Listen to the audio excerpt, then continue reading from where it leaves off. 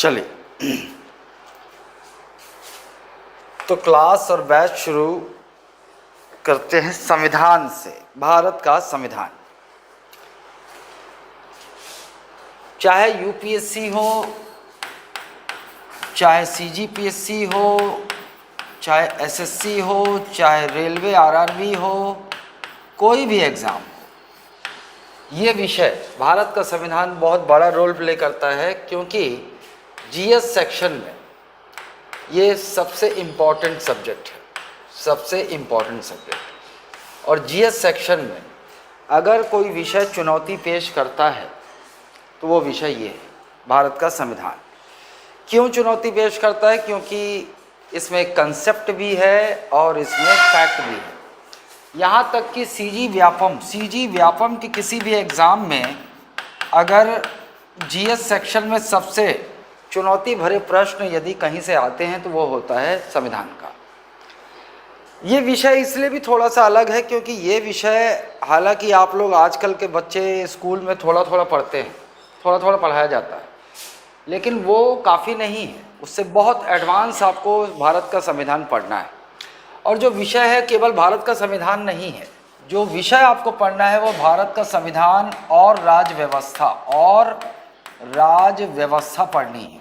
मतलब ये जो किताब आप देख रहे हैं इसकी अच्छी समझ, इसका अच्छा ज्ञान चाहिए।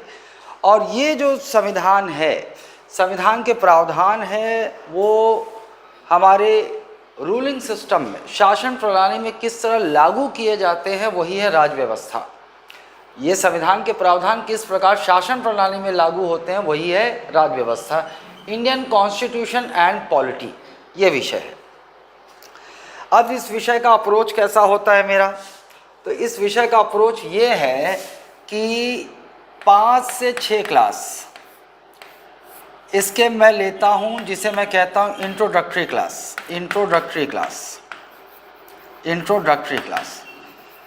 ये लेता हूँ मैं। तब उसके बाद टॉपिक वाइज विषय शुरू होता है मेरा। आप ऐसा लेने का कारण ये है कि मैं इस तरह से क्लास मैं ही शुरू करता हूँ, और ये मेरा अपना, इसको मैं कहता हूँ एलके पेटेंट स्टाइल, ये मेरा स्टाइल है। क्या करता हूँ मैं इस समय आपको संविधान के कुछ अंडरस्टैंडिंग दूंगा, क्योंकि संविधान का टॉपिक शुरू होने के बाद वो चीज़ें जो बीच में आएंगी, वो आपको अगर ये अंडरस्टैंडिंग नहीं दूंगा तो वो क्लैरिटी नहीं आएगी। तो ये जो 5 से 6 क्लास इंट्रोडक्टरी होता है, इसके बाद संविधान की अंडरस्टैंडिंग आपको बेहतर आएगी और आपको कहीं अटकोगे नहीं, ठीक। तो ये जो 5 से 6 क्लास होगा, इसका कोई नोट्स नहीं होता। ये 5 से 6 क्लास आप अपने अंडरस्टैंडिंग से शॉर्ट में लिख सकते हो, क्योंकि जो भी पढ़ाऊँगा इस इंट्रोडक्टरी क्लास में वो सब डिटेल में आगे आएगा, डिटेल में। लेकिन संविधान की समझ विकसित करने के लिए मैं अपने एक स्टाइल अपनाता हूँ, जिसे मैं कहता हूँ 5 से 6 क्लास इंट्रोडक्टरी।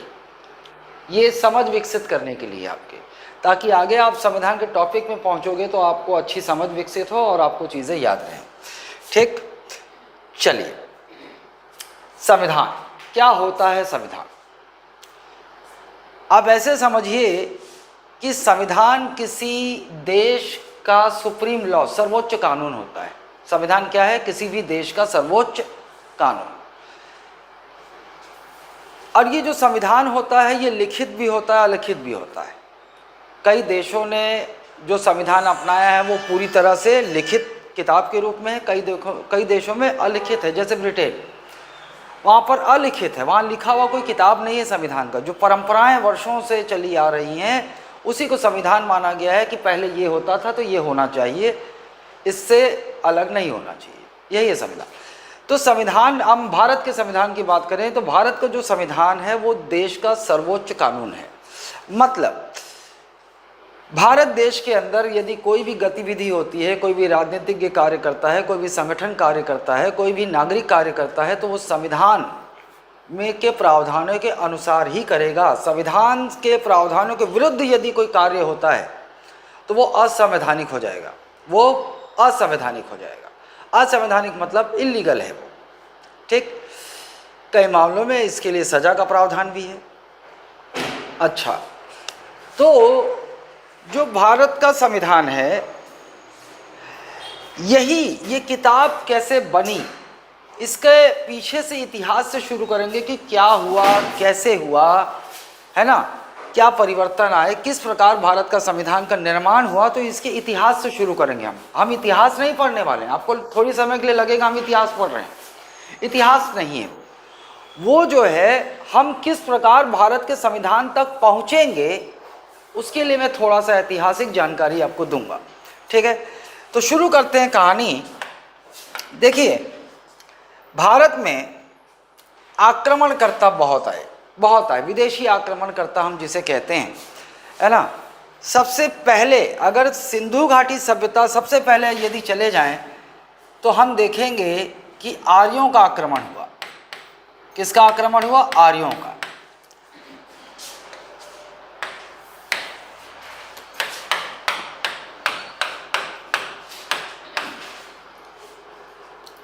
मैप में समझाता हूं आपको।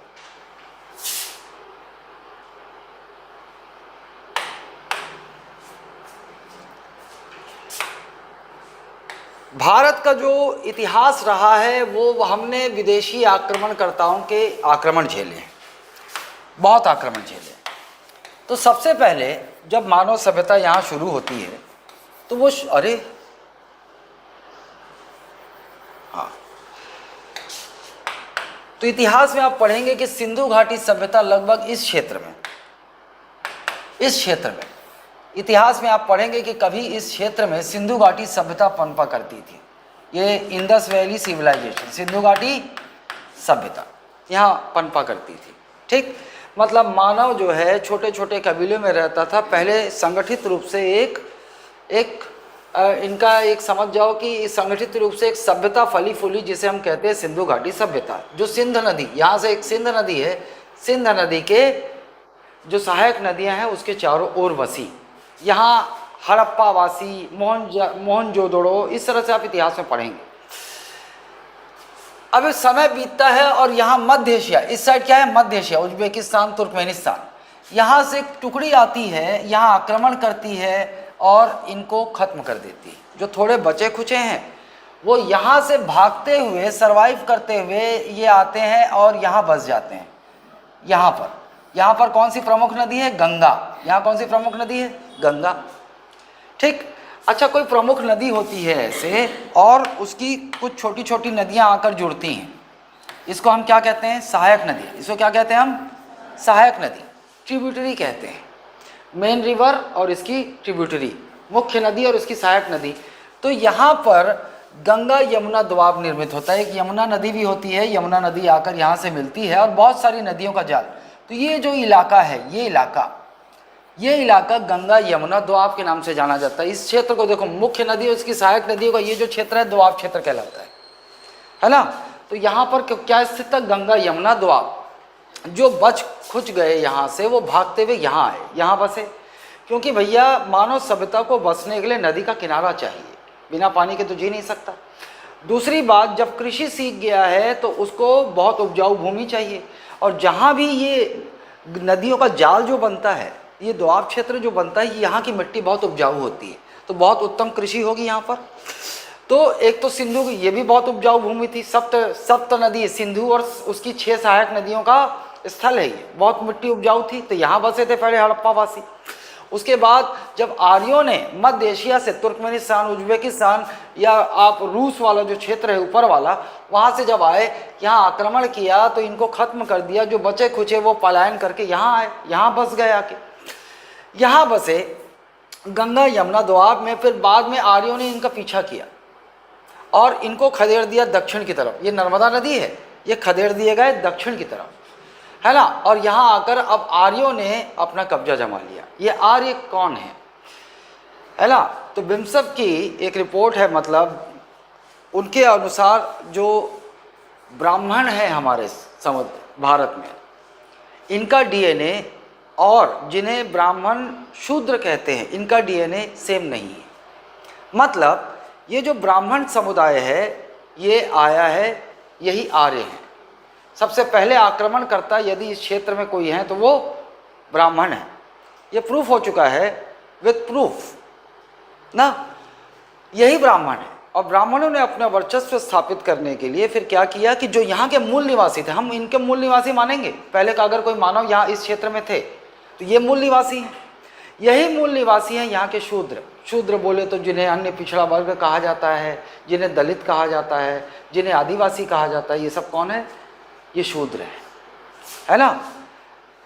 हमें वर्ण व्यवस्था, वेदों के माध्यम से, वर्ण व्यवस्था के माध्यम से हमें शूद्र घोषित कर दिया गया। हम अपने ही देश में निम्न जाति के हो गए। और इस प्रकार आप देखेंगे कि सबसे पहले आक्रमणकर्ता कौन है? आर्य। इसके बाद आगे चलें तो बहुत सारे विदेशी आक्रमण होंगे, जैसे कि सबसे पहले मुस्लिम आक्रमणकर्ता पे चलते हैं, वो शुंगा, शाका, कुषाण, ये वो इतिहास में आप जाने दीजिए। मुस्लिम आक्रमणकर्ता तो अरब से आए। सबसे पहले आक्रमण कौन किया, किन्होंने किया? अरबी लोगों ने, ठीक। लेकिन इनका विशेष प्रभाव भारत में नहीं रह सका, ये इसी सीमा तक इनको रोक लिया गया, क्योंकि इस समय यहाँ पर बहुत सारे राजपूत वंश भी पनप रहे थे, तो स्ट्रॉन्ग रेजिस्टेंस मिला उनको। अरबी आए, इसके बाद आ गए तुर्कमेनिस्तान से आए। तुर्कमेनिस्तान भी इधर मध्य एशिया में जगह है ना, तुर्कमेनिस्तान, यहाँ से लोग आए, तुर्कमेनिस्तानी आए, है ना, जिन्हें तुर्क कहा जाता है। इन लोगों ने भारत में सत्ता स्थापित की, जिसे सल्तनत काल कहा जाएगा। फिर ये सल्तनत काल खत्म होता है, यहाँ आते हैं उज्बेकिस्तान से, उज्बेकी आते हैं। कौन आते हैं? उज्बेकिस्तान। फिर ये कहाँ से आए? मध्य एशिया से। ये वाला क्षेत्र जहाँ आप आज मुस्लिम इलाका देखते हो, ये मध्य एशिया क्षेत्र कहलाता है। कौन आए? उज्बेकिस्तान से आए। बाबर आया था, उसने फिर यहाँ पर मुगलों की सत्ता स्थापित की, ठीक। तो मुगलों की सत्ता स्थापित हो गई। अब मुगल शासन चल रहा था, इसी दौरान बहुत सारे अब यूरोपीय भारत की ओर आएंगे। यूरोपीय आएंगे तो सबसे पहले पुर्तगाली आएंगे। यूरोपियों में सबसे पहले पुर्तगाली, समझो आप, है ना। ये सब पढ़ेंगे आप बस जितना लिख सकते हो, शॉर्ट में लिखना चाहो तो लिख सकते हो, वरना समझो आप। पुर्तगाली आए, आपको याद होगा 1498, 1498 में वास्को ड गामा वो पहला व्यक्ति था जिसने भारत का समुद्री रास्ता खोजा था। समुद्री रास्ता, अच्छा, व्हाट्सएप यूनिवर्सिटी में कहा जाता है कि भारत को वास्को ड गामा ने खोजा। भारत को वास्को ड गामा ने नहीं खोजा। भारत का इतिहास बहुत पुराना है, दुनिया के सबसे पुराने सभ्यताओं, मानव सभ्यताओं में से एक सिंधु घाटी सभ्यता यहीं तो फल फूल रही थी, पाकिस्तान और भारत के क्षेत्र में, यहीं तो थी। तो भारत बहुत पुराना है। कोई भारत को खोजने नहीं आया था, असल में भारत को खोजने का समुद्री रास्ता ढूंढने का प्रयास हुआ था 15वीं शताब्दी में। हुआ ये क्या हुआ था, देखो,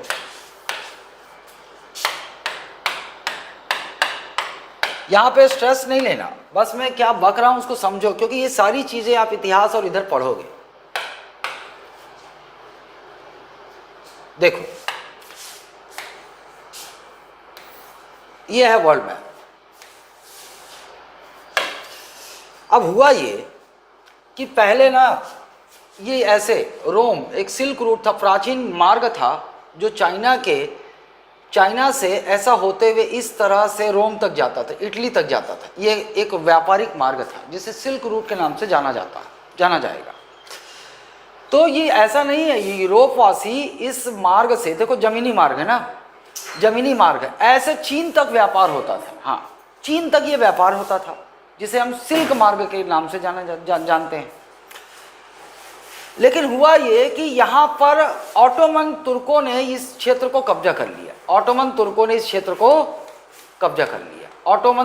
ऑटोमन साम्राज्य था एक, उन्होंने इस क्षेत्र को कब्जा कर लिया, है ना। यहाँ ईसाई धर्म के जो लोग, जिनका शासन, जिनका कब्जा हुआ करता था, या इस्लामिक आक्रमणकर्ता ऑटोमन तुर्क ने यहाँ कब्जा कर लिया।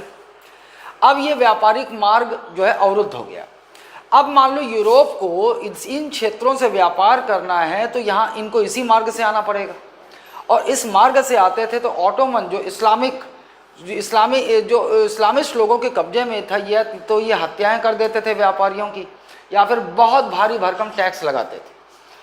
अब ये जो यूरोपीय लोगों को खटकने लगा, तो सबसे पहले क्या हुआ कि स्पेन ने यहाँ से, स्पेन है यहाँ पर ना, यहाँ से एक व्यक्ति को जिम्मा सौंपा, कोलंबस। कोलंबस को जिम्मा सौंपा कि यार देखो यार, अब ये इस जमीनी मार्ग से हम भारत से व्यापार नहीं कर पाएंगे, चीन से और इधर जो क्षेत्र हैं व्यापार नहीं कर पाएंगे।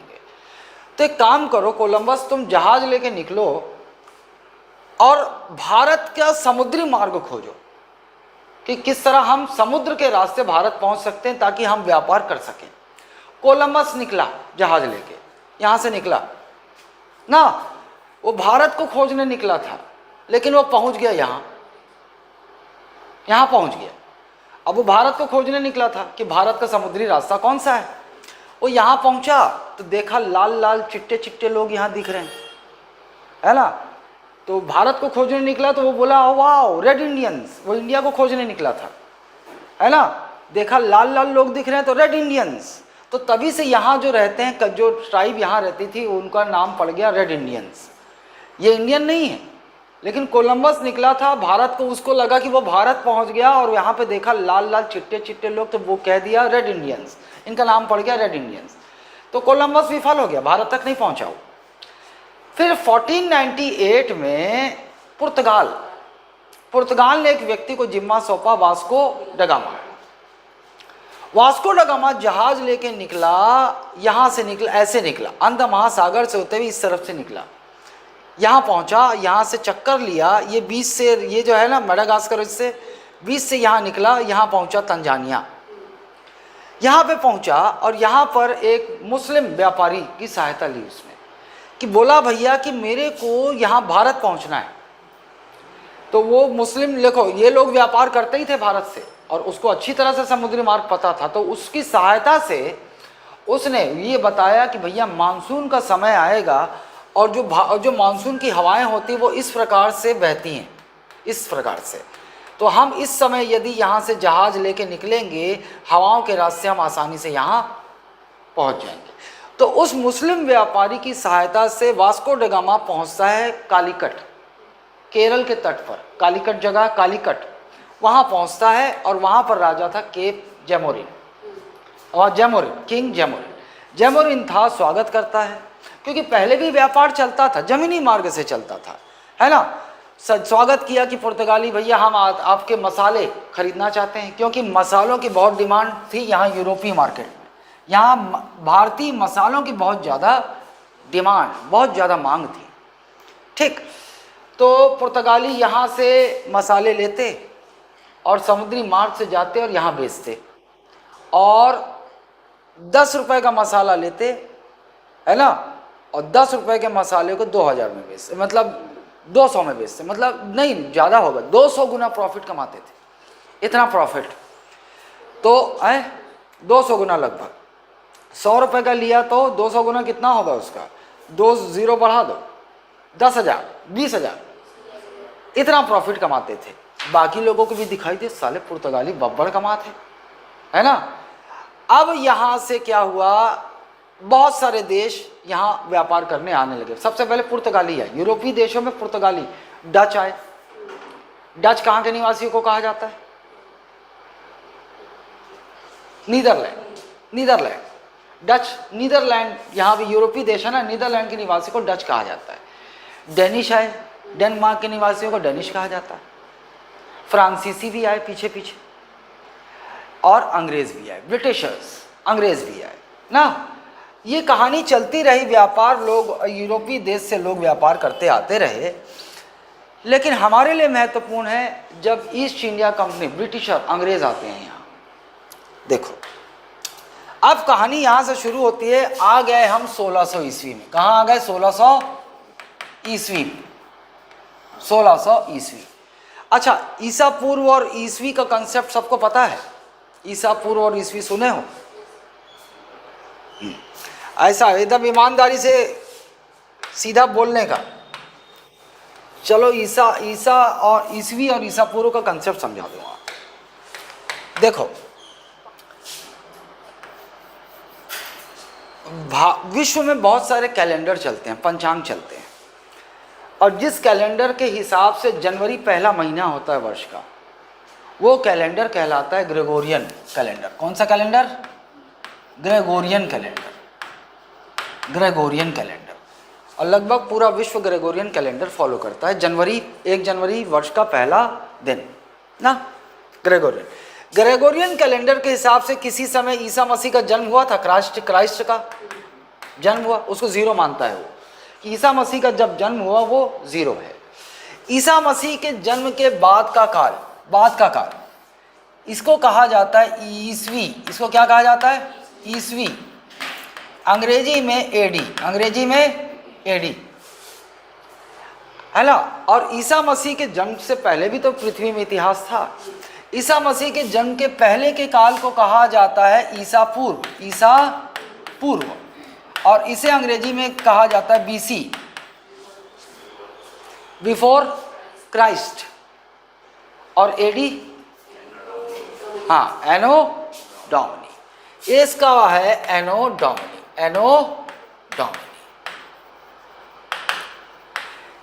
लेकिन बाद में बहुत सारे सवाल उठे कि भैया ये जब हम कैलेंडर जिसको फॉलो कर रहे हैं, ईसा मसीह के जन्म से आप इसको ईसा पूर्व और इस जन्म के बाद का समय ईसवी कह रहे हैं, तो थोड़ा सा ये धार्मिक वो हो गया।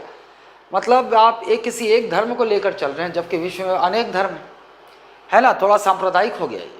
तो अब आधुनिक इतिहास में इसकी जगह अब इस्तेमाल किया जाने लगा BCE, बिफोर कॉमन एरा है ना, या क्रिश्चियन एरा, और इसको कहा जाने लगा कॉमन एरा। इसको क्या कहते हैं? कॉमन एरा, आधुनिक। अब आपको किताबों में CE और BCE मिलेगा, AD और BC की बजाय। बात क्लियर है? बात वही है, ईसा पूर्व और ईसवी। अब ईसा मसीह के जन्म के बाद फिर गणना होगी तो पहला साल, 2 साल, 3 साल, 4 साल, 100 साल यहाँ आएगा, 101, 102, 103, इस तरह से 200 आएगा है ना, फिर इस तरह से 300 आएगा, फिर इस तरह से 400 आएगा, और इसी तरह बढ़ते हुए हम पहुंच गए 2000 में, 2000 में, और यहाँ पर 2025 चल रहा है, 2025 चल रहा है। इधर आ जाओ, इधर उल्टा शुरू होगा, 1 2 3 तो 100 आएगा, फिर ऐसा करते करते 200 आएगा, फिर ऐसा करते करते 300 आएगा, और इस तरह से हम 10,000 साल पहले भी पहुंच जाएंगे, 10,000 ईसा पूर्व, ऐसे रिवर्स ऑर्डर में पहुंच जाएंगे, पाषाण काल में पहुंच जाएंगे, पाषाणकालीन युग ना, 300, 400, इस तरह से इधर बढ़ेगा। एक सिंपल सा चीज़ अपने ध्यान में रखो कि ये 100 ईस्वी है ना, 100 ईस्वी, 200 ईस्वी, 100 ईस्वी में राम पैदा हुआ कोई, और यहाँ श्याम पैदा हुआ कोई। बड़ा कौन है? राम 100 साल बड़ा है श्याम से। लेकिन यहाँ 100 ईस्वी में राम को रख दें और यहाँ श्याम को रख दें, यहाँ बड़ा कौन है? श्याम बड़ा है, यहाँ श्याम बड़ा। ईसा पूर्व में जो बड़ी संख्या है वो घटना पहले हुई है, तो यहाँ पर श्याम बड़ा है राम से 100 साल। समझ लो, ये घटनाएं पहले हुई हैं, ऐसे आए और फिर 0, फिर उसके बाद सीधा हो गया ना। तो इस तरह से इसको पकड़ो, ये बात तो क्लियर हो गई। अच्छा, अब मान लीजिए ये 100 ईस्वी को हमको 100 हटाना है, तो हम इसको क्या बोलेंगे? 100 ईस्वी को फर्स्ट, 100 हटा देना अपने को, सेंचुरी क्या बोलेंगे? एडी बोलेंगे, फर्स्ट सेंचुरी एडी, पहली शताब्दी बोलते हैं इसको, हिंदी में क्या बोलते हैं अपन? शताब्दी। तो हम 100 को 100 हटाकर बोलना चाहते तो इसको बोलेंगे पहली शताब्दी ईस्वी, ये दूसरी शताब्दी ईस्वी, ये तीसरी शताब्दी ईस्वी, ये चौथी, और हम ये कौन सा है? 20वीं शताब्दी है ना। और अभी हम लोग कौन सी शताब्दी में चल रहे हैं? 21वीं। 20 खत्म हो चुका है, अब 20 के बाद आगे चल रहा था, 21वीं शताब्दी में चल रहे हैं हम लोग। और 21वीं शताब्दी का कौन सा वर्ष है? ये 25वां। बात को समझ रहे हो कि नहीं ना? इसी प्रकार से उल्टा, अगर इधर 100 को बोलना हो तो हम पहली शताब्दी ईसा पूर्व कहेंगे, इधर दूसरी शताब्दी ईसा पूर्व, सेकंड सेंचुरी BC कहेंगे। समझ गए? ये है गणना। अच्छा, इसी दौरान देखो हमारे भारत में भी अलग अलग समय पर अलग अलग राजाओं ने शासन किया है, उन्होंने अपने कैलेंडर जारी किए है ना। तो यहाँ पर देखो ईसा पूर्व में यहाँ पर बीच में आएगा 57 ईसा पूर्व, यही आएगा ना, 0 से 100 के बीच में, 57 ईसा पूर्व। तो 57 ईसा पूर्व को एक कैलेंडर चालू किया गया, विक्रम संवत। इसको क्या कहते हैं हम? विक्रम संवत। विक्रम संवत चालू हुआ, कैलेंडर है ना ये। आगे चलते हैं, समय का काल बदला। यहाँ पर 78 में, 78 ईस्वी में, एडी है ना ये, 78 ईस्वी में एक कैलेंडर चालू हुआ जिसको हम कहते हैं शक संवत। शक संवत। और आपको जानना चाहिए कि हमारा राष्ट्रीय कैलेंडर यही है। भारत का राष्ट्रीय कैलेंडर क्या है? शक संवत। और आप बाबूलाल चतुर्वेदी कैलेंडर तो सबके घर में होगा। जिसके घर में लड़की और लड़का पैदा हो गए वो बाबूलाल चतुर्वेदी अवश्य रखता है ना। और जो मुहूर्त देखने के लिए, त्यौहार आते हैं मुहूर्त देखने के लिए, और लड़की लड़का है तो जो वो गुण मिलाने के लिए, तो ये सब उसमें आप विक्रम संवत या शक संवत ही देखते हो आप। उसमें दोनों यही दो, विक्रम संवत और शक संवत लिखा होता है। वो ग्रेगोरियन कैलेंडर के हिसाब से नहीं चलता, क्योंकि हमारे शक संवत के हिसाब से हमारे लिए वर्ष का पहला महीना कौन सा होता है? चैत्र। नवरात्रि शुरू होती है, नवरात्रि वो वर्ष का पहला दिन माना जाता है नवरात्रि का। नवरात्रि शुरू होती है ना। तो हमारे हिंदू कैलेंडर की, ये सब हिंदू कैलेंडर हमारे अपने कैलेंडर माने जाते हैं। इसके हिसाब से चैत्र माह वर्ष का पहला महीना होता है और हमारा नववर्ष शुरू होता है नवरात्रि से ना। शक संवत यहाँ से शुरू होता है। आगे चलते हैं, कुछ और शासन बदला, कलचुरियों ने शासन किया तो 248 कलचुरी राजाओं ने कौन सा संवत प्रारंभ किया? कलचुरी संवत प्रारंभ किया। ठीक, आगे चलते हैं, मौर्य साम्राज्य, गुप्त साम्राज्य आप पढ़ोगे। गुप्त 319 ईस्वी में गुप्त शासकों ने गुप्त संवत प्रारंभ किया। तो इस प्रकार से ये सब क्या है? भारत में राजाओं ने अलग अलग काल में अलग अलग कैलेंडर जारी किए, अलग अलग पंचांग शुरू किए। अब चलिए 2025 में हम चल रहे हैं, 2025 में हम हैं। अगर कोई आपसे बोले कि 2025 ये ग्रेगोरियन कैलेंडर के हिसाब से 2025 चल रहा है कि शक संवत के हिसाब से? हट पगली, ग्रेगोरियन कैलेंडर ये 0 बर्थ का यहाँ से कैलकुलेट करते हुए यहाँ तक पहुँचे ना। तो 2025 चल रहा है अगर दुनिया में, तो ग्रेगोरियन कैलेंडर के हिसाब से 2025 चल रहा है। अगर कोई आपको बोल दे कि 2025 जो मौजूदा वर्ष है विक्रम संवत का कौन सा वर्ष है, तो कैसे निकालोगे? अच्छा देखो, यहां से लेकर गणना की हम, यहां तक 2025 हुआ, ईसा मसीह के जन्म के बाद का। जबकि शख्स विक्रम संवत 57 वर्ष इससे पहले शुरू हुआ, मतलब पहला वर्ष विक्रम संवत का यहां होगा। तो यहां से यहां तक का अंतर कितना? 57 साल। हम 2025 में 57 साल को प्लस कर दें तो विक्रम संवत का वर्ष आ जाएगा ना। क्लियर हुआ कि नहीं हुआ भाई? 2025 इंग्लिश कैलेंडर के हिसाब से यहाँ से काउंट करते हुए हम 2025 में पहुँचे हैं। और ईसा मसीह के जन्म से 57 साल पहले भारत में विक्रम संवत शुरू हुआ। 57 साल पहले, मतलब विक्रम संवत का पहला साल यहाँ था और यहाँ से यहाँ 57 साल बीत गया।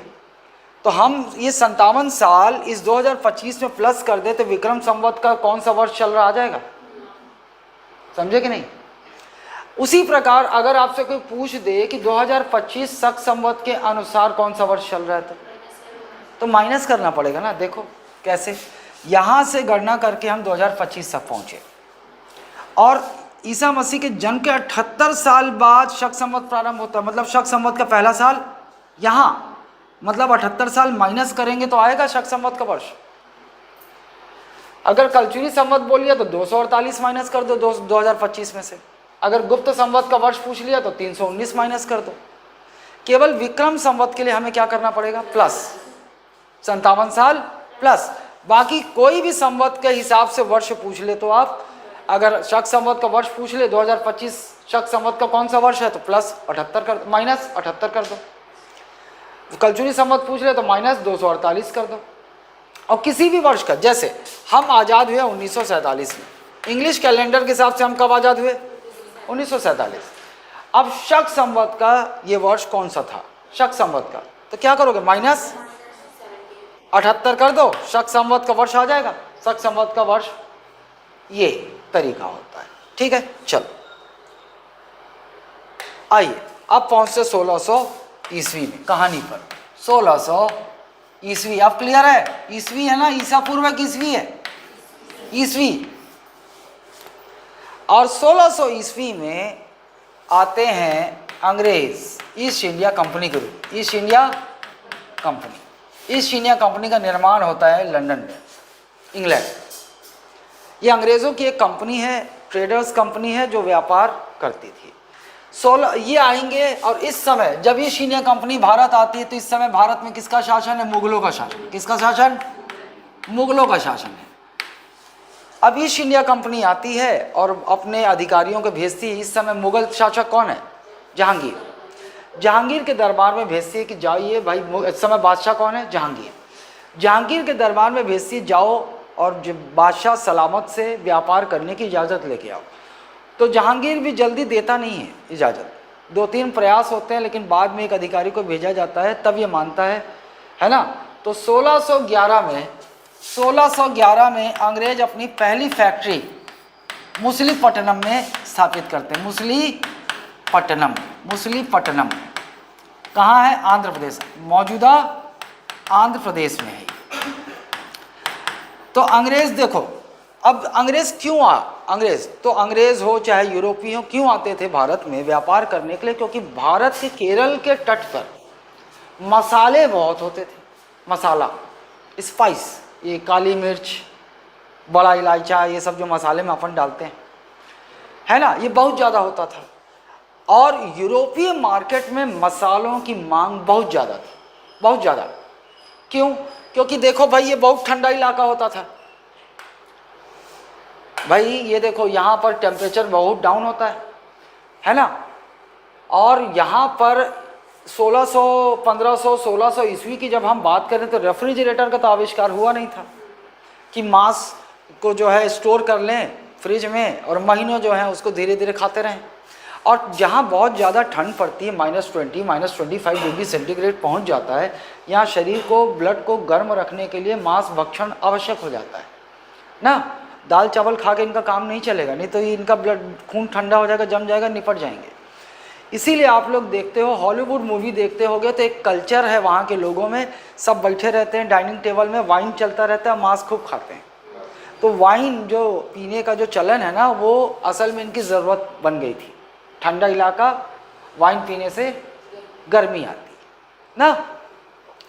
अच्छा, लेकिन 1600 ईस्वी में जब रेफ्रिजरेटर, अच्छा ठंडी बर्फबारी बहुत होती, पूरा बर्फ़ से ढक जाता है, 6 महीना बर्फ़ से ढक जाता है। अब जैसे ही जानवरों को, खरगोश वरगोश, भाई इन्हीं का मांस खाते होंगे ना, इनको पता लग जाता है कि हाँ भाई अब ठंडी शुरू होने वाली, बर्फबारी होगा, पूरा इलाका बर्फ़ से ढक जाएगा। तो ये जानवर क्या करते थे, हाइबरनेशन पीरियड में चले जाते हैं। हाइबरनेशन ना, इसको हिंदी में क्या बोलते हैं, हाइबरनेशन। ये सुप्त काल में चले जाते हैं, मतलब इनको पता है कि बाहर पूरा बर्फ़ ही बर्फ़ होगा, तो अपना खाना पहले इकट्ठा कर लेते हैं अपने बिलों में, और 6 महीने खाते हैं, सोते हैं, बस यही काम है उसका। और जब पूरा बर्फ़ से ढक जाएगा और इनको मांस की ज़रूरत है तो खोजने कहाँ जाएंगे, वो तो सब अपने बिलों में है, मांस मिलेगा नहीं इनको। और अगर पहले से मार लें, जब ठंड आने से पहले जानवरों को मार लें, तो रखेंगे कहाँ सुरक्षित, कीड़ा पड़ जाएगा, है ना। रेफ्रिजरेटर तो था नहीं। फिर आप बोलोगे सर बर्फ़ तो पड़ता था, बर्फ़ में घुसा देते। अरे ओपन बर्फ़ में घुसा देंगे तो उसमें भी बैक्टीरिया, वायरस, बैक्टीरिया होते हैं भैया, वो खा जाते हैं उनको। ठंडे इलाकों में भी होते हैं ना, वो उनको खा जाते हैं, मांस सड़ जाता है, मतलब सड़ता नहीं तो खा जाते। लेकिन इनको ये पता था कि भारत में मसाले मिलते हैं, अगर हम मांस में स्टोर कर लें बर्फ़बारी होने से पहले और मसालों का लेप लगा दे तो लंबे समय तक सुरक्षित रहेगा मांस, है ना। होता है ऐसा, लंबे समय तक सुरक्षित रह सकते हैं। मम्मी जानते हो, इजिप्ट के लोग जो मर जाते हैं उनको एक खास मसालों का लेप, केमिकल नहीं होता था, वो हर्बल था, वो मसालों का ही लेप लगाते थे, सालों तक उनके मृत शरीर को सुरक्षित रख पाते थे।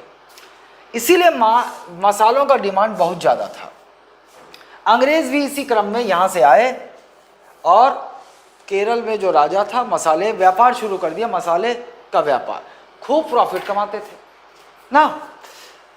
आगे चलकर अंग्रेज़ों ने मसालों के व्यापार से शुरू किया और अपनी पहली फैक्ट्री बनाई। कहाँ बनाई फैक्ट्री? फैक्ट्री का मतलब ये नहीं कि यहाँ उत्पादन होता था। फैक्ट्री का मतलब जो अंग्रेज कच्चा माल खरीदते थे, जैसे मसाले खरीदे, कपास खरीदे यहाँ से इंग्लैंड भेजने के लिए, तो वो उसको स्टोर करके रख, गोदाउन है समझ जाओ इनका, गोदाउन।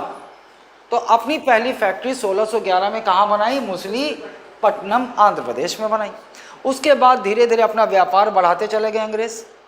मसालों से शुरू किया, कपास, जूट, जितना रॉ मटेरियल हो सकता था वो यहाँ से सस्ते दामों में लेते थे और जाकर अपने इंग्लैंड में भी बेचते थे और अन्य यूरोपीय देशों में भी बेचकर खूब प्रॉफिट कमाते थे, है ना।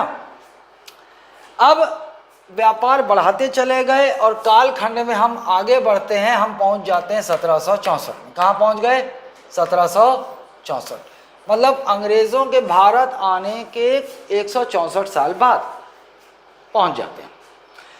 1764 में जब हम पहुंचते तो हमारी कल्पना में अब आगे एक तरफ ईस्ट इंडिया कंपनी की सेना खड़ी है और एक तरफ 3 लोगों की संयुक्त सेना खड़ी है। 3 लोगों की संयुक्त सेना, एक मुगल बादशाह शाह आलम द्वितीय की सेना, शाह आलम द्वितीय। इस समय मुगल बादशाह कौन है? शाह आलम द्वितीय। बंगाल का नवाब कौन?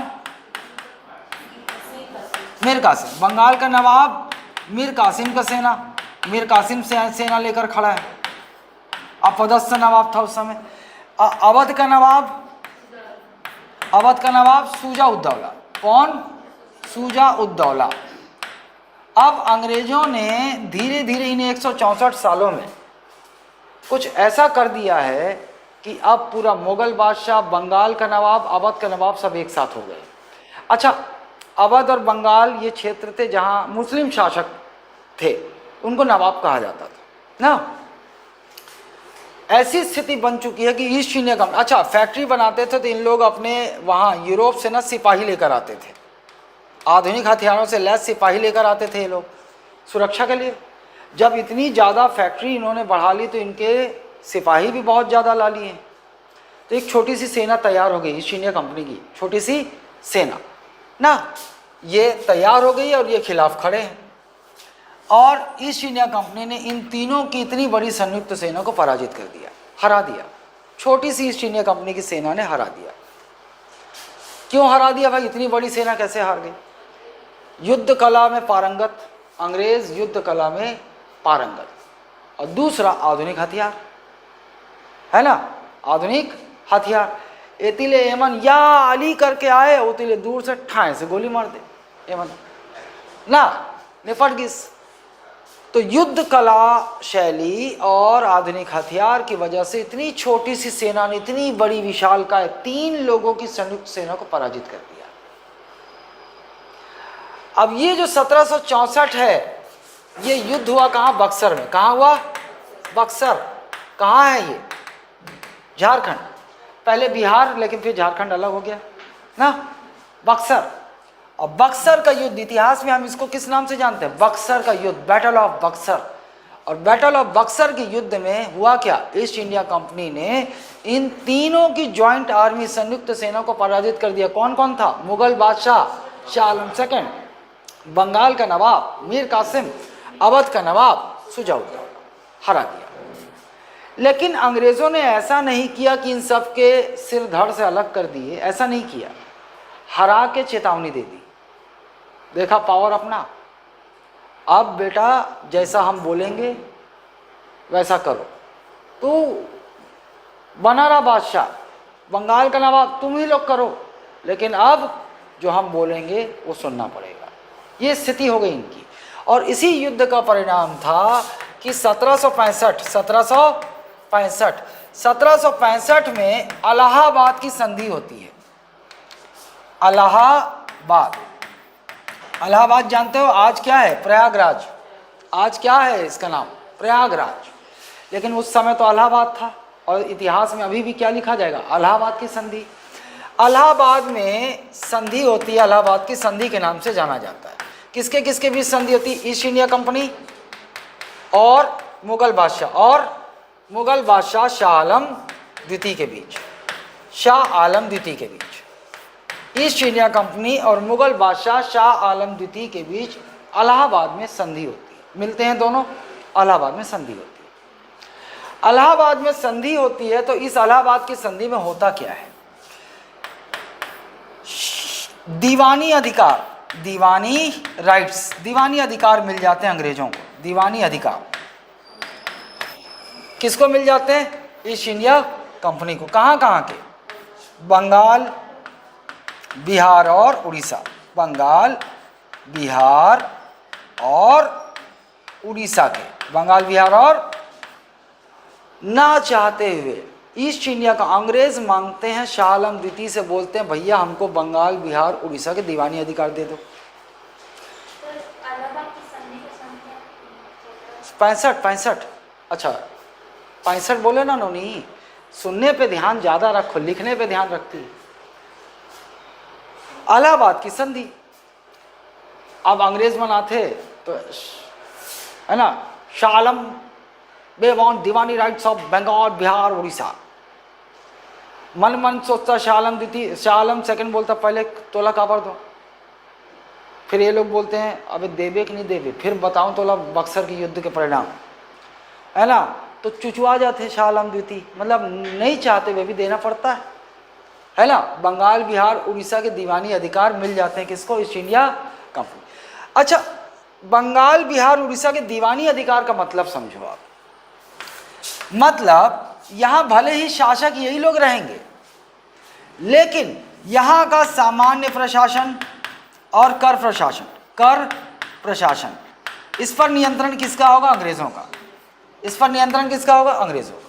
मतलब नाम के लिए यही लोग बादशाह और राजा कहलाएंगे, लेकिन सामान्य प्रशासन, कर प्रशासन पर नियंत्रण किसका हो जाएगा? अंग्रेज, ईस्ट इंडिया कंपनी का। अब ईस्ट इंडिया कंपनी ने पूरा भारत था, केवल बंगाल, बिहार, उड़ीसा काहे मांगा? इसका भी एक कारण है। देखो ये बंगाल, बिहार, उड़ीसा कुछ इस प्रकार से दिखता है आपको। बंगाल यहाँ है, बिहार इधर है, उड़ीसा इधर है। ये क्षेत्र क्यों मांगा होगा बताओ? अब तक दिमाग दौड़ जाना चाहिए। एक तो समुंदर के किनारे है, बढ़िया माल लोड करने में आसानी होगा, पत्तन पूरा पोर्ट पर कब्जा होगा। दूसरा, हाँ गंगा यमुना दोआब क्षेत्र यही है। अब देखे तो यही है गंगा यमुना, मतलब बहुत उपजाऊ भूमि ना। मतलब पूरा का पूरा नियंत्रण अंग्रेजों का, क्योंकि यहाँ पर उनको कच्चा माल भी एकदम बहुत आयत में मिलेगा, पूरा नियंत्रण इनका। फिर माल यहाँ से लिए या जहाज से लोड किए, आसान है, ऐसे समुद्री रास्ते से निकल ले। इसीलिए इन्होंने मांग लिया बंगाल, बिहार, उड़ीसा वाला दीवानी अधिकार।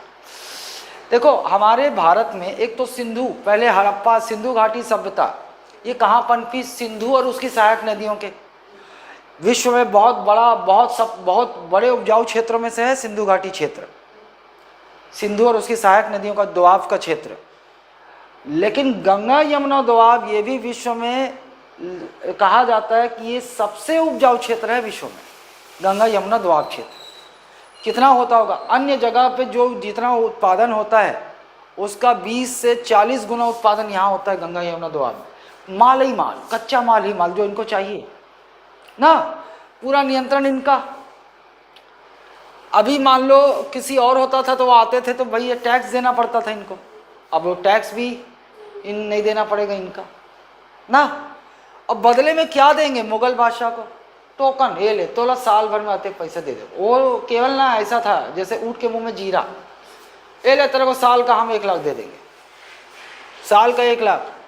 अब वो चाह के भी नहीं बोल सकता, है ना, रोगा मन है, वो जगह से 1 करोड़ कमाऊँ और मोला साल के 1 लाख दूँ ना। लेकिन बोल तो सकता नहीं था, उसकी अब कुकुर जैसी हालत हो गई थी बक्सर के युद्ध के बाद, बोल सकता नहीं था। तो वो लोग ऐसे ही करते थे, ये ले साल भर के, ये ले तोला देथन पैसा, और पूरा नियंत्रण अंग्रेजों का। 2000 गुना प्रॉफिट बढ़ गया इनका। अब ईस्ट इंडिया कंपनी 2000 गुना पैसा ही पैसा देख रही है, ईस्ट इंडिया कंपनी माला माल हो गई। अब यहीं से तो, इसीलिए तो कहते हैं बक्सर का युद्ध अंग्रेजी शासन के लिए मील का पत्थर साबित हुआ।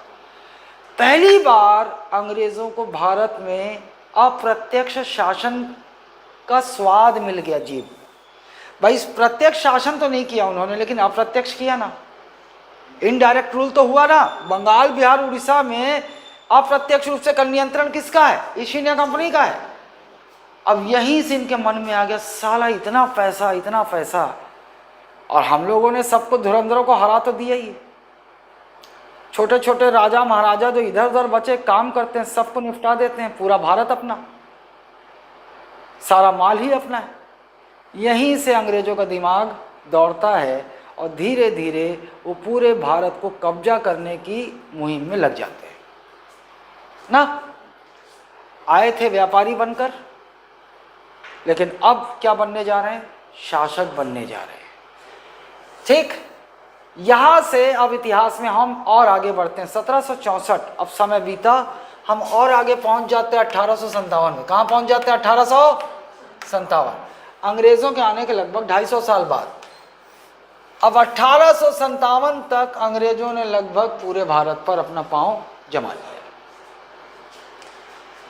कुछ क्षेत्रों को सीधा आक्रमण करके अपने कब्जे में कर लिया है, और कुछ क्षेत्रों ने उनकी अधीनता स्वीकार कर ली अंग्रेजों की। छोटे छोटे राजा महाराजा जो थे अधीनता स्वीकार कर, लगभग पूरा नियंत्रण। सब डरते हैं अब अंग्रेजों से, अंग्रेजों से कोई लड़ना नहीं चाहता। और वो मुगल बादशाह अभी भी है, नाम के कुकुर हसन बैठे हैं, मतलब कुछ नहीं कर सके, बस नाम के मुगल बादशाह है। बादशाह बस ज़्यादा से ज़्यादा क्या होता था, महल में पड़ा रहता था, हुक्का पीते रहता था, और कोई आए तो बादशाह सलामत। और इस समय मुगल बादशाह कौन था? बहादुर शाह जफर। कौन था मुगल बादशाह? बहादुर शाह जफर। बहादुर शाह जफर था यहाँ, बहादुर शाह जफर था यहाँ पर बादशाह। और अंग्रेजों ने सेना बहुत बड़ी, पूरा भारत को कब्जा कर लिया, तो सेना भी बहुत बढ़ा ली है, सेना बहुत बड़ी कर ली है। लेकिन भारत की जनसंख्या का मुकाबला यूरोपीय देश कर पाते क्या? कभी नहीं कर सकते थे। हम ना गुलाम थे, तब भी हम एक मामले में हमेशा आगे रहे, बच्चा पैदा करने में। हमारी जनसंख्या बहुत होती थी, और उतनी तो वहाँ होती ही नहीं है ना, हमारे 10 के बराबर, उनका 1। तो इन लोगों ने भारतीयों को अपनी सेना में शामिल करना शुरू किया, ईस्ट इंडिया कंपनी ने शामिल किया था, और 60% से अधिक ईस्ट इंडिया कंपनी की सेना में भारतीय थे, हिंदू मुस्लिम सब। ठीक, और इतने पूरे भारत पर तो टुकड़ियाँ, सेना की टुकड़ियाँ पोस्ट की जाती है ना। तो अंग्रेज़ों ने 1857 में जब हम कहाँ पहुँचे? मीरठ। कहाँ पहुँचे? मीरठ पहुँचे। मीरठ कहाँ है? उत्तर प्रदेश। उत्तर प्रदेश में एक शहर है, दिल्ली के पास दिखेगा नक्शे में, मीरठ। मीरठ में अंग्रेज़ों की एक सेना की टुकड़ी पदस्थ है जिसका नाम Bengal regiment, Bengal infantry, Bengal infantry है, इन्फेंट्री, बंगाल इन्फेंट्री नाम है इसका। इसी में एक सैनिक है मंगल पांडे, मंगल पांडे है, सेना सैनिक है ना, भारतीय सैनिक। मंगल पांडे एक दिन सुबह सुबह तड़के नहा के आ रहा था, एक स्वीपर झाड़ू लगा रहा था, उसका लग गया, परछाई लग गई, झाड़ू लग गया। मंगल पांडे बौखला गया, है ना, धूर्त तूने मेरा धर्म भ्रष्ट कर दिया, अशुद्ध कर दिया, अभी अभी मैं नहा के आ रहा हूँ। तो स्वीपर खूब हंसता है मंगल पांडे पर।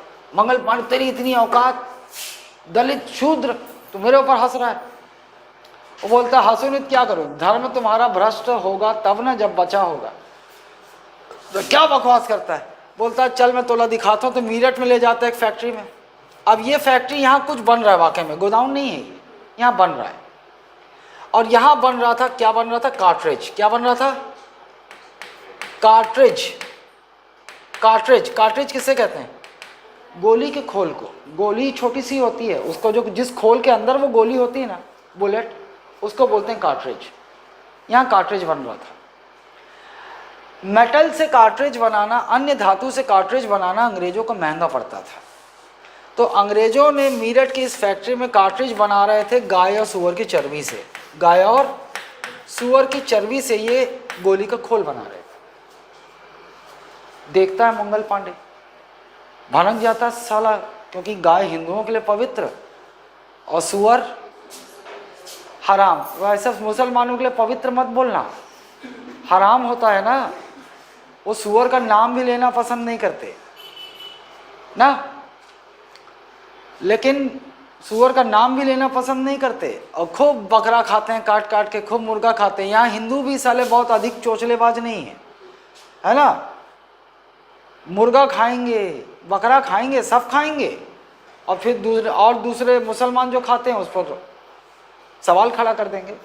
मांस भक्षण, देखिए अगर पाप और पुण्य की बात है तो आप किसी भी जीव की हत्या करके खाते हैं तो वो ठीक थोड़ी है। उसको भी तो जीने का अधिकार है, उसका भी आप काटते हो तो प्राण हरण करके ही खाते हो ना। केवल अपने खाने के लिए आप किसी जीव की हत्या कर रहे हो तो आप अगर पाप पुण्य मानते हो तो ये मानना पड़ेगा सारे जीव बराबर हैं। आप किसी को काट रहे हो, किसी को नहीं काट रहे हो, तो आप ऐसा नहीं कि इसको नहीं काट रहा हूँ तो मैं पुण्य कमा रहा हूँ, ऐसा कुछ नहीं। लेकिन मैं गलत भी नहीं मानता भाई। मनुष्य सभ्यता, मानव, जब आदि मानव थे हमारे पूर्वज, तो क्या खाते थे? मांस ही तो खाते थे। पहले कच्चा खाते थे, फिर जंगल में आग लगी तो वो हिरन उरन भुना गए उसमें। अब खाना तो भूख तो लगा था तो भुना हुआ खाया, मजा आया उनको। अरे साला टेस्ट बढ़ गया एक, उनको नॉलेज हो गया, ज्ञान हो गया कि मांस को भूज के खाएंगे तो और मजा आएगा, है ना। तो भूज के खाने लगे, आगे बढ़े, कृषि सीखा तो कुछ लोगों को लगा कि नहीं मांस मोला बनी नहीं लगे, मैं दाल चावल खाऊं, तो वो दाल चावल खाने लगे। कुछ लोगों को मांस अच्छा लगा तो वो मांस आज भी खाते हैं, और कुछ लोगों ने छोड़ दिया। तो ये आपका विवेक है, आपकी चॉइस है, क्या खाते हो आपकी चॉइस है।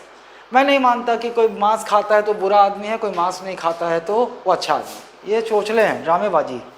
मांस नहीं खाने वाले भी बहुत जगह पाप कर्म करते हैं, और मांस खाने वाले कई जगह जो है बहुत अच्छे कार्य भी करते हैं। तो ये आपका खाना, आपका चॉइस है। ठीक, चलो आ जाओ गाय और सूअर की चर्बी।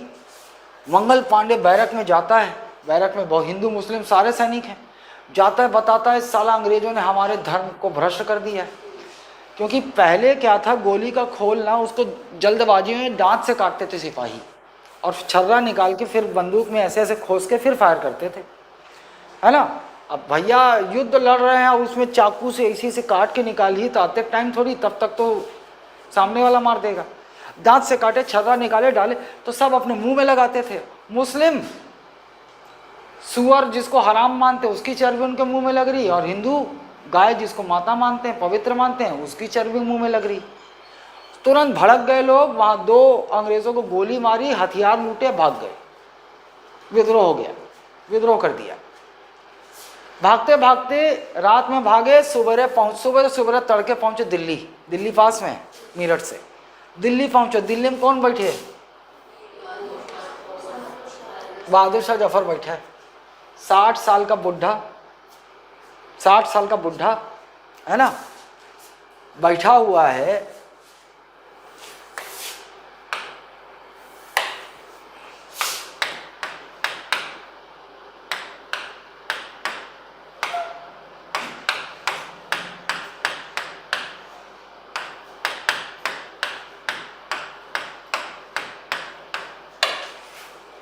इतना बदनसीब है तू जफर कि 2 गज जमी भी ना मिली,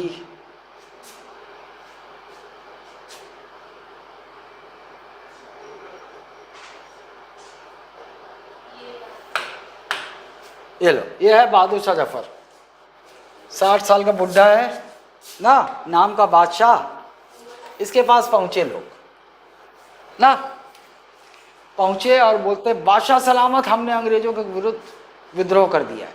पहले बादशाह जफर डरे, बोले साला ये मेरे पास आ गए हैं, अंग्रेज़ को पता चलेगा कि मैंने संरक्षण दिया तो मुझे मार काट देंगे साले।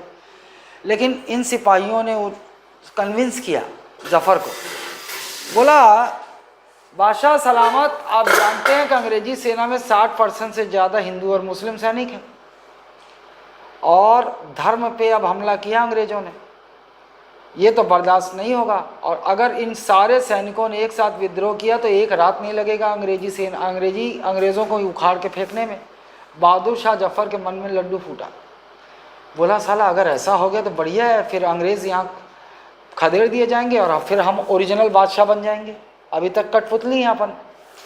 ये मान जाता है, हाँ मैं तुम्हारा नेता हूँ ना, अब मैं तुम्हारा नेता हूँ, एक्सेप्ट कर लेता है। बहादुर शाह जफर इधर उधर कबूतर जा जा जा खबर भिजवाते। जानते हो पहले खबर कैसे भिजवाते थे? या तो घोड़े में मैसेंजर लेके जाता था या कबूतर मैसेंजर पहुंचता है। जो बहादुर शाह जफर के पक्ष में थे, क्योंकि अंग्रेजों के विरुद्ध तो लगभग सभी थे, अंग्रेजों ने सबको परेशान कर रखा था। रानी लक्ष्मीबाई तक खबर पहुंचती है तो रानी झांसी में रानी लक्ष्मीबाई तैयार विद्रोह के लिए, कानपुर में तात्या टोपे तैयार, लखनऊ में बेगम हजरत महल तैयार, है ना। तो इस प्रकार से बिहार में जगदीश कुंवर सिंह तैयार। इस प्रकार से ये जो विद्रोह 1857 में होता है, अलग अलग भारत के हिस्सों में विद्रोह होते हैं अंग्रेज़ों के विरुद्ध, अलग अलग नेतृत्व में। लेकिन अंग्रेज़ इस विद्रोह को दबा देते हैं, सारे ये विद्रोह कुचल दिया जाता है। कैसे भाई? एक तो कोई प्लानिंग नहीं थी इस विद्रोह की, अचानक हो गया। योजना नहीं बनी थी ना कि 2-4 महीना योजना बनाते, ऐसा कुछ नहीं, अचानक सिपाहियों ने गोली मारी, विद्रोह कर दिया, पहला। दूसरा, विद्रोह भारत के अलग अलग हिस्सों में बिखरा हुआ था। बिखरा हुआ तो जानते हो आप, बिखरे हुए रहोगे तो कमज़ोर रहोगे, और इतनी बड़ी अंग्रेजी सेना थी। इन लोगों ने टुकड़ियां भेजी और विद्रोह को दबा दिया। रानी लक्ष्मीबाई इसी में शहीद हो जाती, पता है, खूब लड़ी मर्दानी, झांसी वाली रानी थी, है ना। अब अंग्रेज पूरा विद्रोह कुचल देते हैं, फिर पहुंचते हैं बुढ़ऊ के पास। क्यों भाई? जफर नेता बनेगा। अब जफर को पता था कि अब तब अंग्रेज मेरे तक पहुंचेंगे, सबको पता था। ये विद्रोह को भड़काया कौन है? मैं ही भड़काया। पहुंचे इसके पास, बोले बेटा तू भारत में रहेगा तो तू कलाकारी करता रहेगा। इसको इन्होंने देश निकाला दे दिया, इसको भेज दिया कहाँ? रंगून। कहाँ गया ये? रंगून जानते हो कहाँ? म्यांमार। पहले म्यांमार की राजधानी बर्मा कहते थे, बर्मा की राजधानी रंगून हुआ करती थी, रंगून ना। रंगून भेज दिया इसको, वहाँ पर बोला ये ले भैया पेंशन ले, साल का इतना पैसा देंगे तेरे को, यहीं मर तू, यहीं रह, हुक्का पीते रह, खाना पीना नौकरानी दासी सब मिलेगी, लेकिन अब तू यहीं रहेगा। सजा थी बहादुर शाह जफर के लिए। और बहादुर शाह जफर वही मर गया, रंगून में वही मरा। और बहादुर शाह जफर मशहूर शायर भी था।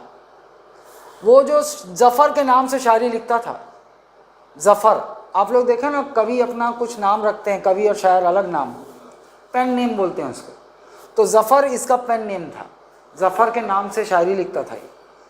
और इसने अंतिम समय में एक शायरी लिखी कि कितना बदनसीब जफर दफन के लिए 2 गज जमी भी न मिली कुएं यार में। कुएं यार मतलब अपने घर में। बादशाह कहाँ का था? वो भारत का। और अंतिम समय में बोला कि साला इतना बदनसीब है, कितना बदनसीब जफर दफन के लिए कि 2 गज जमी भी ना मिली कुएं यार में, मतलब जो मेरा गांव है, जो मेरा देश है, जहाँ का मैं बादशाह हूँ, वहाँ दर तो रंगून में ही मर गया, रंगून में ही दफना किया गया। समझ गए? इस प्रकार बहादुर शाह जफर की कहानी समाप्त हो गई इस विद्रोह के चलते। लेकिन 1857 का विद्रोह दब तो गया, लेकिन अब इंग्लैंड में बैठी जो महारानी थी वो चिंतित हो गई। क्यों? क्योंकि अगर भारत में ईस्ट इंडिया कंपनी शासन, देखो भारत में अंग्रेजों का शासन 2 चरण में चला है। 1857 की क्रांति से पहले, बक्सर के युद्ध के बाद से 1857 तक भारत में कंपनी शासन चला है, ईस्ट इंडिया कंपनी ने शासन किया है। लेकिन 1857 की क्रांति का परिणाम ये होगा कि अब सीधे भारत में शासन की कमान ब्रिटेन की महारानी ले लेगी, और भारत में इसे क्या कहा जाएगा? क्राउन शासन कहा जाएगा। अब ब्रिटेन की महारानी का शासन चलेगा भारत में। ईस्ट इंडिया कंपनी को फायर कर देती है, हटो भाई तुम लोग नहीं, अब ये विद्रोह हो गया, मतलब आगे खतरा है, अब सीधे मेरा शासन चलेगा यहाँ पर। तो अब यहाँ से भारत की आज़ादी तक कौन सा शासन चलेगा? क्राउन शासन, क्राउन शासन चलता है। ठीक, अच्छा, अब क्राउन शासन चलता है। 1857 के बाद हम सीधे पहुंचते हैं 1885 में। कहाँ पहुंचते हैं? 1885। मतलब अब महारानी का शासन चल रहा है भारत में, है ना। अब देखो 1885 में आ जाते हैं अपन, तो इतिहास में एक घटना होती है, यहाँ पर होती है, एक आदमी आता है जिसका नाम है A.O.. Hume. A.O.. Hume, A.O.. Hume, A.O.. Hume, Alexander Octavian Hume. ये स्कॉटिश है। कौन है ये? स्कॉटिश, मतलब स्कॉटलैंड का निवासी, स्कॉटिश। देखो ऐसे फ्रॉक पहन के लड़के लोग, पुरुष लोग पिपरी बजाते हैं, बैक पाइप। साला बैक पाइपर तुरंत याद आ रहा है। हाँ वही बैक पाइपर, उसको नहीं, अबे उसका नाम है बैक पाइपर, दारूक नाम है।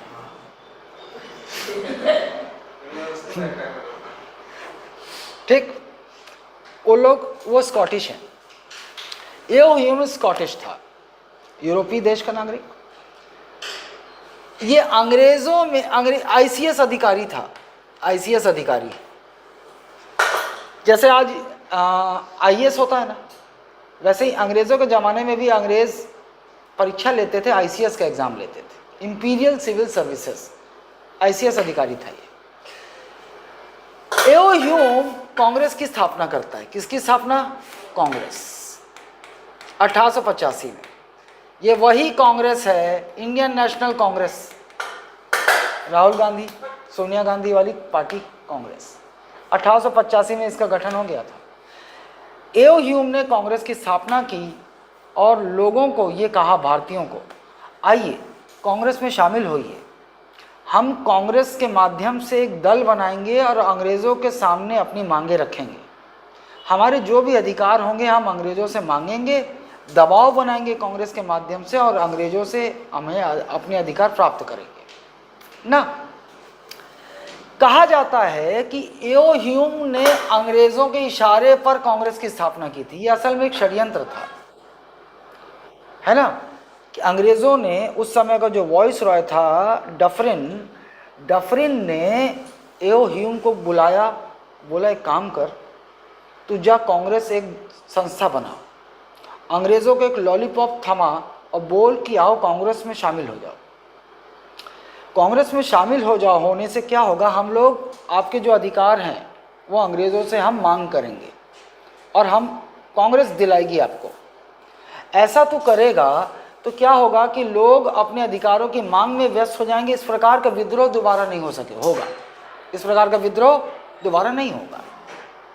समझ रहे हो? तो इसीलिए इतिहासकारों ने जो 1885 में कांग्रेस की स्थापना ए.ओ. ह्यूम द्वारा की गई, इसकी तुलना सेफ्टी वॉल्व से की है। कांग्रेस की तुलना किससे की गई है? Safety valve, safety valve.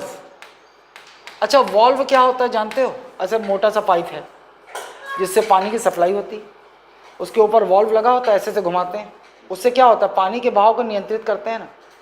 तो एक तरह से इतिहासकारों का मानना था कि कांग्रेस की स्थापना अंग्रेजों की एक चाल थी। ये जो कांग्रेस है इसने सेफ्टी वॉल्व की तरह काम किया। मतलब जो 1857 की क्रांति हुई थी, हालांकि अंग्रेज़ों ने उसे दबा दिया, लेकिन एक राष्ट्रीयता की भावना जरूर, चिंगारी जाग गई थी। लोगों को ये विश्वास हो गया था कि हम अंग्रेज़ों से लड़ सकते हैं और एक सूत्र में कि हम अंग्रेज़ों के गुलाम हैं और अंग्रेज़ हमारे दुश्मन हैं, ये भावना जागृत हो चुकी थी ना। इसी का परिणाम होता है 1857 की क्रांति भले ही दब गई, छोटे छोटे क्रांतिकारी संगठन का उदय होता है भारत में। छोटे छोटे क्रांतिकारी संगठन, बड़े बड़े हीरो आते हैं, शहीद भगत सिंह, चंद्रशेखर आज़ाद, अशफाक उल्लाह खान, ये सब पैदा होते हैं। और उन क्रांतिकारियों का उद्देश्य एक ही था, अंग्रेज़ों को भारत से उखाड़कर फेंक देना, ये देश हमारा है ना। तो क्रांतिकारी संगठन का उदय हुआ और इधर ए.ओ. ह्यूम इतिहासकारों का मानना है कि कांग्रेस की स्थापना वास्तव में अंग्रेजों की एक चाल थी। एओ ह्यूम ने कांग्रेस की स्थापना की, भारतीयों को लॉलीपॉप थमा दिया कि हम आपके अधिकारों को दिलाएंगे, लेकिन वास्तव में मकसद क्या था? मकसद ये था कि आगे चलकर 1857 जैसी क्रांति दोबारा ना हो। क्योंकि अगर भारतीयों को हम इस आशा में रख देंगे कि भाई अब हमको विद्रोह करने की क्या ज़रूरत, कांग्रेस के माध्यम से हम अपनी मांग रखेंगे और अंग्रेज हमारी मांगों को पूरा करेंगे, तो विद्रोह क्यों करें? और हुआ भी यही, विद्रोह नहीं हुआ आगे। क्लियर है? तो कांग्रेस की स्थापना समझ गए आप, हो गई इसी समय 1885। आगे चलता है मामला, आगे पहुंचते हम 1939 से 45 वाले समय में पहुंचते हैं ये। और ये काल है किसका? ये काल है द्वितीय सेकेंड वर्ल्ड वॉर का, द्वितीय विश्व युद्ध का। विश्व युद्ध, 2 विश्व युद्ध हुए अब तक, इतिहास में पढ़ोगे आप डिटेल, चिंता मत करो। एक 1914 से 19 तक चला, 1914 से 19, और दूसरा 1939 से 45, है ना। हुआ ये कि जर्मनी हिटलर सुने होंगे नाम, जर्मनी का तानाशाह हिटलर, चार्ली चैपलिन जैसी मूछ रखता था, बड़ा क्रूर था, बड़ा हरामी था, बता रहा है ना, दिखता कार्टून जैसा था लेकिन बहुत हरामी था। उसने क्या किया? पोलैंड पर अटैक कर दिया। पोलैंड एक यूरोपीय देश है, यूनाइटेड किंगडम, ब्रिटेन का मित्र, अटैक कर दिया, पोलैंड पर अटैक कर दिया। भाई भाई यूनाइटेड किंगडम ब्रिटेन के पास, भाई भाई अटैक कर दे जर्मनी। अच्छा, मोर छोटे भाई पे आक्रमण कर गए, तो यूनाइटेड ब्रिटेन और फ्रांस एक साथ हो गए, आक्रमण कर दिया जर्मनी पर। ब्रिटेन और फ्रांस मिलके आक्रमण कर दिए जर्मनी पर। अभी थी जर्मनी, भाई ये दूजन आगे हेमन, तो यहू अपन दोस्त ढूंढे वर्गीस, इटली जापान ला बुला लिया इस।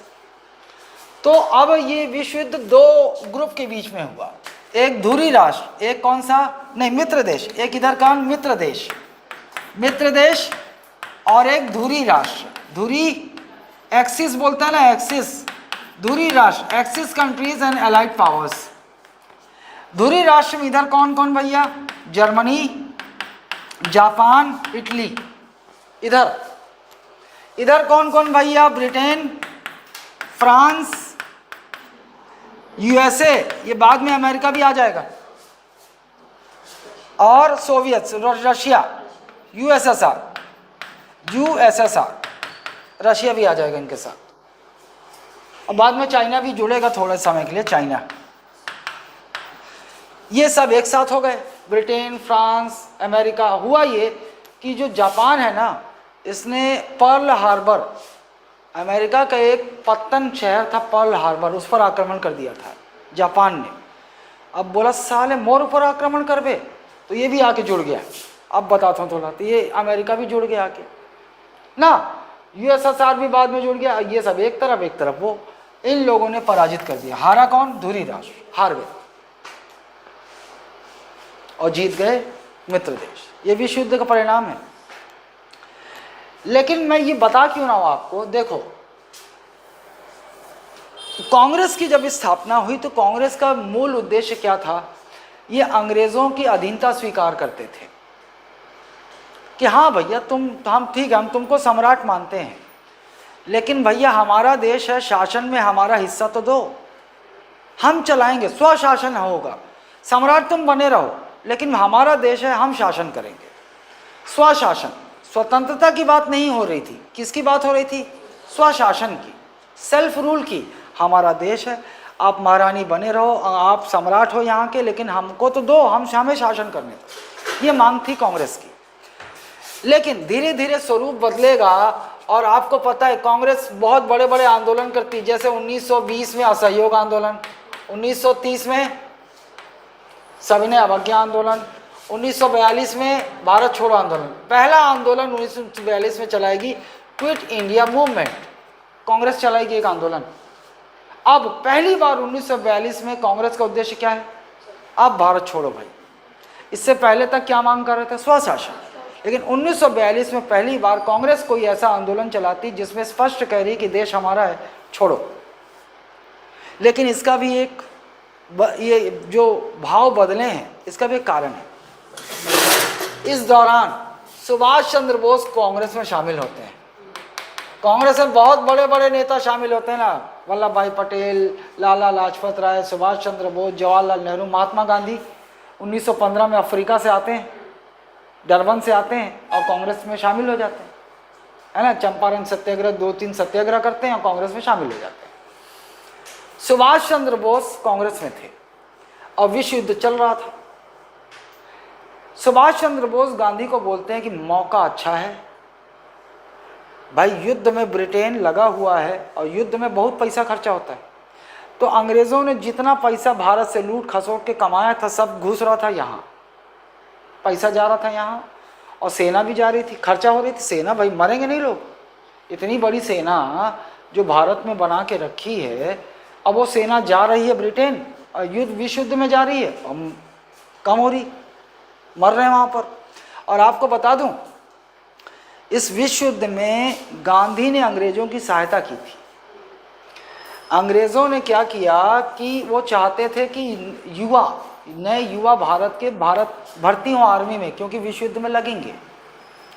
लेकिन भारत के युवा क्यों शामिल होंगे?